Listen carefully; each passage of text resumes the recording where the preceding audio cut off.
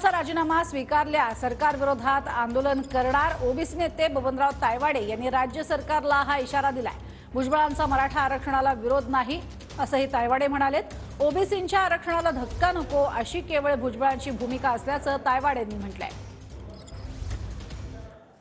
OBC महासंघाचे राष्ट्रीय अध्यक्ष डॉक्टर बबनराव तायवाडे सर आपल्या सोबत आहे। सर, मंत्री छगन भुजबळ यांनी जो राजीनामा दिला त्यावर आजच्या मंत्रिमंडळ बैठकीत चर्चा होण्याची शक्यता आहे। ओबीसी विरुद्ध मराठा असा वादही होण्याची शक्यता आहे बैठकीत। नाही, हे बघा की आपण एवढ्या दिवसापासून बघतो आहे, छगन भुजबळ साहेबांनी कधीही मराठ्यांच्या आरक्षणाला विरोध केला नाही।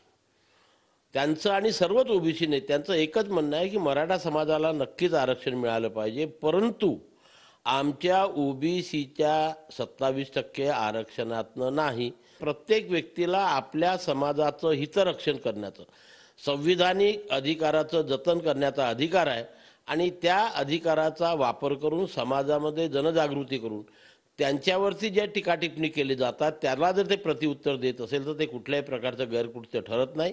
आणि त्यामुळे मंत्रिमंडळामध्ये किती चर्चा झाली तरी मला हे वाटत नाही की मंत्रिमंडळामध्ये त्यांच्या राजीनाम्याचा निर्णय होईल।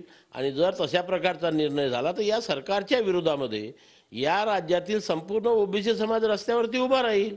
कॅमेरामॅन सचिन सायमसह गजानन माटे, TV9 मराठी, नागपूर।